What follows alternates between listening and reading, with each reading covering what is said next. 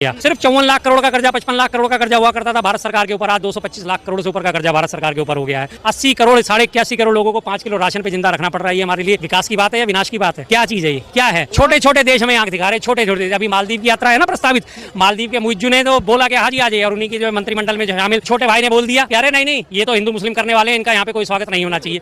क्या हैसियत है उसकी मालदीव की? 5 लाख की आबादी, 5 लाख, ये सारे चांदनी चौक में सारे दिन घूमते नजर आ जाएंगे आपको। इतना सा देश वो हमें आंखें दिखा देता है। बांग्लादेश की क्या हैसियत थी? 1971 में बांग्लादेश बना।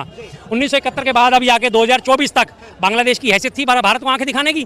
नहीं थी। 2024 में बांग्लादेश ने भारत को आंखें दिखानी शुरू करी। बांग्लादेश कहता है कि हिंदुओं पे अत्याचार नहीं रुकेंगे, जो करना हो कर लो। वहाँ का जो यूसुफ उससे पहले, और वहाँ पे जो अत्याचार करने में सर्वाधिक आगे शेख हसीना, उसे बैठा के तो आपने वीआईपी ट्रीटमेंट दे रखा है। हिम्मत थी बांग्लादेश की 71 से लेकर 2024 तक? हिम्मत थी? नहीं थी। कभी हिम्मत थी? 62 में हमारा भारत और चीन का युद्ध हुआ था, युद्ध विराम हुआ, हमें हारा हुआ घोषित करा गया। लेकिन 68 में चाइना ने फिर से हमारे ऊपर आक्रमण करा, हमने 4 दिन के अंदर उसे धूल चटा के उसे वापस भेज दिया। 68 के बाद से 2019 तक चाइना की हिम्मत हुई थी भारत पे आक्रमण करने की? नहीं हुई। 2019 में उसकी हिम्मत हुई जब उसने गलवान घाटी में हमारे 19 सैनिक शहीद कर दिए, और उसके बाद से लगातार चाइना का आक्रमण हमारे देश में बढ़ता चला रहा है। क्यों? क्योंकि 2019 में आक्रमण होने के बाद, हमारे 19 जवान शहीद होने के बाद, हमारे मोदी जी ने क्या कहा? ना कोई आया है ना कोई घुसा है, 19 सैनिक ऐसे ही मारे गए। तो इसलिए ये डंका बज रहा है हमारे देश में। भूटान जैसा देश वो हमें आंखें दिखाते, नेपाल जैसा देश कहता है तुम्हारे अंदर घुसोगे तो पहले अपना आई कार्ड लेके आओ, उसके बाद तुम्हें मैं अपने घुसने दूंगा। इससे पहले मुक्त व्यापार था, आना जाना कोई भी नेपाल जा सकता था। जैसे चांदनी चौक से दरियागंज गए, दरियागंज से चांदनी चौक आ गए। आज नेपाल हमें आंखें दिखाता है। 8000 एकड़ जमीन हमारी नेपाल कब्जा करके बैठा हुआ है। एसएसबी को बोलने की मनाही है। 100 रुपए के नोट पे लीपू लेक और काला पानी दर्रा जो हमारे हिमाचल क्षेत्र में स्थित है, उत्तराखंड क्षेत्र में स्थित है, उसको उन्होंने अपने नक्शे पे दिखा दिया है। इनकी आवाज नहीं निकलती। बसों के अंदर जो मैप लगे हुए उसमें भारत का हिस्सा नेपाल ने अपने हिस्से में दिखा रखा है, इनकी आवाज नहीं निकलती। ये 56 इंची है। तो क्या भारत के प्रधानमंत्री नरेंद्र मोदी के नेतृत्व में देश जो है अभी समृद्ध और विकसित नहीं हो रहा? नहीं हो रहा सर। उनके मित्र समृद्ध हो रहे हैं, उनके मित्र विकसित हो रहे हैं। उनके मित्रों के कोरोना काल में संपत्ति याद करिए, 2019 में अडानी की संपत्ति कितनी थी? कुछ हजार करोड़, 1 या 1.5 लाख करोड़। आज वो 16 लाख करोड़ क्रॉस कर गई है। 5 सालों में कितना बड़ा विकास हुआ है। तमाम ठेके अडानी को जाते हैं, तमाम ठेके अंबानी को जाते हैं, विकास उनका हो रहा है। आम आदमी तो आज भी वही 5 किलो राशन पे जिंदा है। आम आदमी को क्या फर्क पड़ा इस 4 ट्रिलियन डॉलर की इकोनॉमी का? बताइए, कहीं से 4 ट्रिलियन डॉलर की इकोनॉमी का आम आदमी को कहीं फर्क पड़ रहा है? कहीं उसे कोई फायदा मिल रहा है? कहीं उसके लिए पेट्रोल सस्ता हुआ, खाने का तेल सस्ता हुआ, आटा सस्ता हुआ, सब्जी सस्ती हुई, चीनी सस्ती हुई, घी तेल सस्ता हुआ, मक्खन सस्ता हुआ? कुछ नहीं। हर चीज लगातार महंगी हो रही है। लेकिन वो तो कहते हैं कि भैया लूटा तो 70 सालों में कांग्रेस ने है।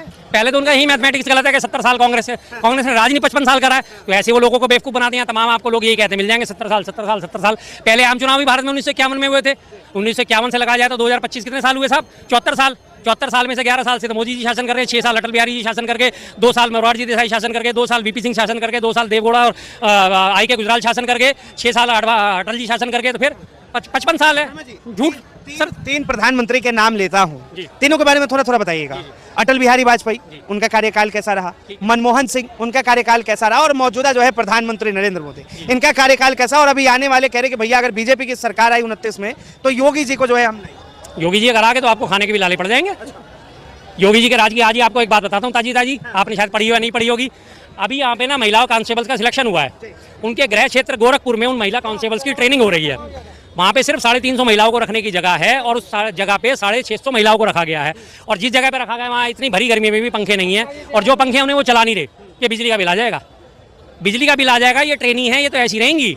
और बाथरूमों में सीसीटीवी लगा रखे हैं, बाथरूमों में कैमरे लगा रखे हैं, वो महिलाएं नहा नहीं सकती, शौचालय नहीं जा सकती। ये तो आज की डेट में मोदी योगी जी के राज में हाल है।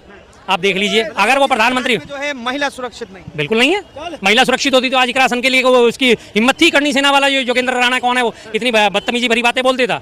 अगर आप ये वास्तव में महिलाओं की अस्मिता का ध्यान रखते हैं तो क्यों नहीं उसको योगेंद्र राणा को उठा के अंदर डाला? अभी तक नहीं डाला। वो एक महिला के लिए कुछ भी आपत्तिजनक आरोप लगा के चला जाता है और आराम से खुला घूम रहा है। तो ये तो सिर्फ कहना बात है। आपने रही बात अब 3 की बात उठाई थी, अटल बिहारी जी के कार्यकाल को मैं थोड़ा सा संतुष्टिपूर्ण मानता हूँ। कम से कम उन्होंने हिंदू मुस्लिम नहीं करा था, देश की आज़ादी के लिए देश के लिए बात करी, योगदान दिया, सर्वाधिक विकास का नारा दिया था। मनमोहन सिंह जी का कार्यकाल स्वर्णिम कार्यकाल है, जब तमाम विपक्ष जो है, तमाम विश्व जो है मंदी से जूझ रहा था। 2007-8 में पूरे विश्व में आर्थिक मंदी आई हुई थी, सुनामी आई हुई थी। तब उनकी वजह इसकी मनमोहन सिंह जी की नीतियों की वजह से भारत वहीं का वहीं खड़ा हुआ था। भारत का एक भी बैंक ऐसा नहीं था कि जो ढहा हो। अमेरिका के तमाम बैंक जो है नेस्तनाबूद हो गए थे रातों रात लाखों करोड़ों अरबों डॉलर के बेल आउट पैकेज दिए गए थे, यूके के बैंक धराशायी हो गए थे और ब्रिटेन सब जगह के तमाम विश्व में मंदी, जर्मनी के, जापान के, सब जगह आर्थिक मंदी थी, लेकिन भारत ही अकेला था जिसने आर्थिक मंदी का सामना दृढ़तापूर्वक करा था और हमारे ऊपर कोई दिक्कत नहीं आई थी। और रही बात मोदी जी के कार्यकाल की, मोदी जी के कार्यकाल में विकास हुआ है, इतना विकास हुआ है कि आज 81 करोड़ लोगों को, 140 करोड़ की जनसंख्या में 81 करोड़ लोगों को 5-5 किलो राशन के लिए हाथ फैलाना पड़ रहा है। भैया 5 किलो राशन दे दे यार, मेरा पेट भर जाएगा, 5 किलो राशन दे दो, मेरा पेट भर जाएगा। कितना बड़ा विकास है ना सर, कितना बड़ा विकास है। मतलब मोदी और मनमोहन दोनों देश के प्रधानमंत्री, लेकिन दोनों में अलग फर्क। पूरा फर्क है। एक देश को वहां लेके गए, मनमोहन सिंह जी देश को अर्श पे लेके गए, मनमोहन सिंह जी देश को, और ये हमारे मोदी जी देश को फर्श पे लेके जा रहे हैं। इनसे बात करो सर, शिक्षा औरंगजेब ने कत्ल करे, सर स्वास्थ्य अकबर ने 30,000 लोगों को मार दिया, सर बिजली नहीं आ रही, बोलो जय बजरंगी जय श्री राम। यूपी के पावर मंत्री का आपने बयान पढ़ा था ना, महाराज हमारे यहाँ 24 घंटे में से सिर्फ 3 घंटे बिजली आ रही है, पावर मिनिस्टर माला उतार के समय डाले, बोलो जय बजरंगबली, बोलो जय श्री राम और निकलते बने। ये उनके जवाब है, ये उनके जवाब है। गोरखपुर में हालत क्या है, ये गोरखपुर गृह राज्य है योगी जी का, जहाँ से वो चुन के आते हैं, जहाँ से वो सांसद बने, जहाँ से वो विधायक है। वहाँ देख लीजिए कि महिलाओं के साथ क्या ऐसा अपमानजनक व्यवहार करा जा रहा है कि उनके शौचालयों में कैमरे लगा दिए और उन्हें पंखा नहीं है। कांग्रेस के नेता कन्हैया कुमार ने जो है एक टिप्पणी की है, उन्होंने कहा है कि भैया साहब की आदत है, पहले बीवी छोड़ के भाग गए, जवान हुए तो फिर उसके बाद में जो है घर छोड़कर भाग गए, और उसके बाद जो है थोड़े और बड़े हुए तो अब बार बार देश छोड़कर भाग जाते हैं। ठीक है, सहमत है, सारी दुनिया जानती है। वो खुद ही अपने मुंह से कहते हैं मैंने तो 13 साल की उम्र में घर छोड़ दिया था, घर छोड़ के भागे। उसके बाद सब जानते हैं यशोदा बहन जी कौन है, सब जानते हैं। तो जाहिर सी बात है उन्होंने कन्हैया जी ने क्या गलत कहा, सच्चाई बताइए सबके सामने। कुमार ने बिल्कुल सही, क्या गलत है बताइए ना। यशोदा बहन उनकी पत्नी है या नहीं है, है या नहीं है, है या नहीं है, कोई नहीं जानता कि है या नहीं है। मैं भी इसी बात में कंफ्यूज रहता हूँ कि है या नहीं है। हमेशा दावा करा जाता है यशोदा बहन जी उनकी पत्नी है, लेकिन वो अपने हलफनामे में उनका नाम भी नहीं लिखते।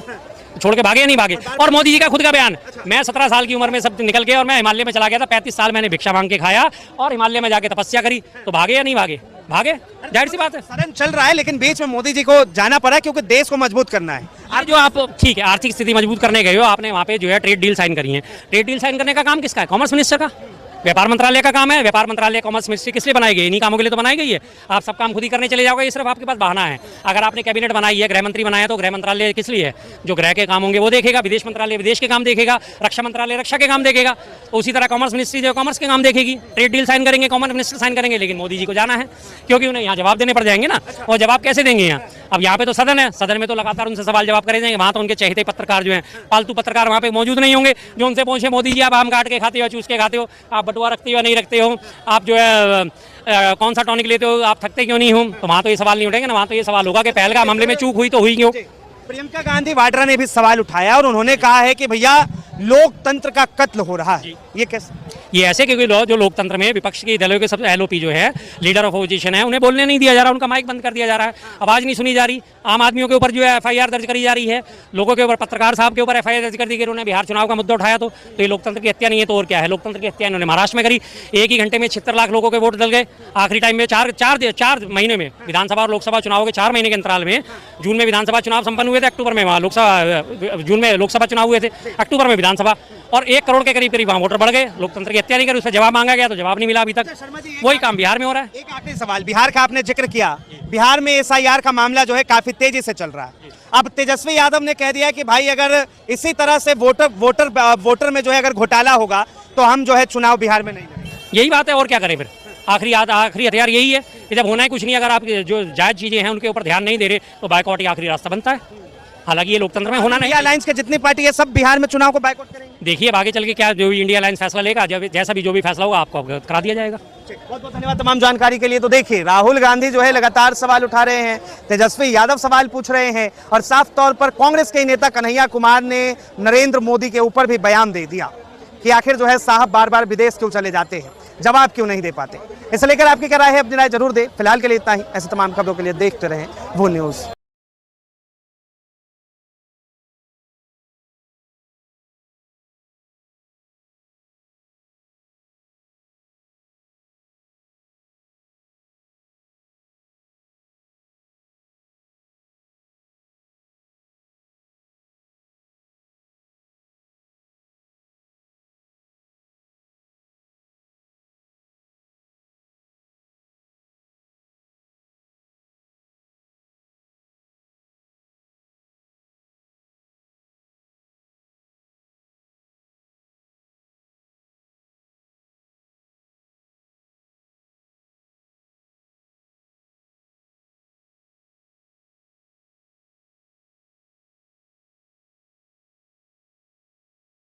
कभी सोचा है जो जेन स्ट्रीट 40